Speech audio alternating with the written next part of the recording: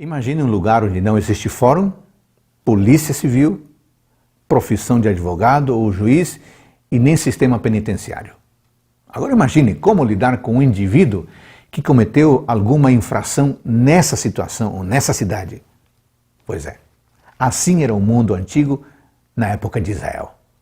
Nessa época, o jeito de se punir um crime, principalmente o de assassinato, era com a pena de morte, normalmente exercida por algum parente da vítima, como uma espécie de vingança formal. Era mais ou menos assim. Se alguém matasse um familiar bem próximo de seu vizinho, ele deveria procurar o assassino e matá-lo. O problema é que normalmente não parava por aí. A vingança poderia vir através dos familiares do assassino, criando assim uma rede de vingança que não acabaria nunca.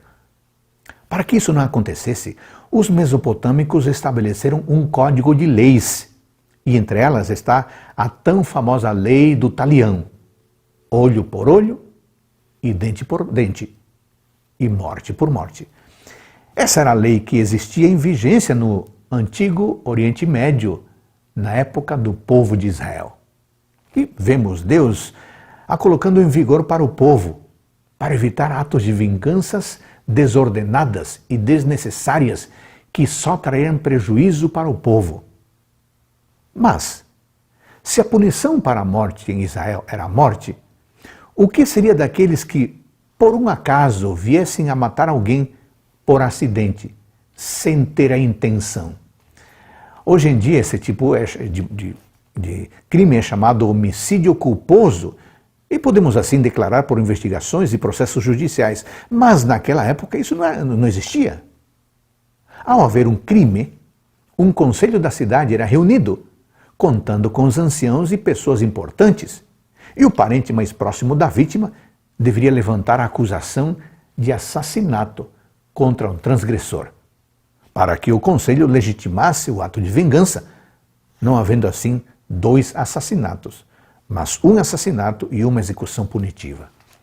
O problema é que muitas vezes a raiva do vingador da vítima era tão grande que não havia tempo para o julgamento.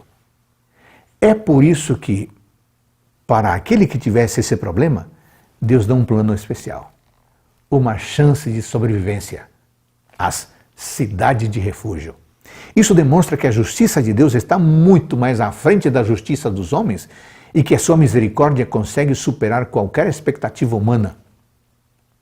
Deus conhece as verdadeiras intenções dentro de cada coração e, com esse conhecimento, Ele julga, não com as emoções humanas alteradas e com o sentimento de vingança, mas sim com amor e graça, com justiça e retidão.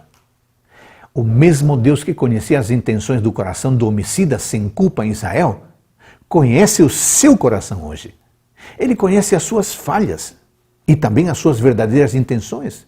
Ele julga o seu caso com justiça e com misericórdia e abre seus braços para que nele você se refugie. Que tal irmos a Ele agora? Faça isso.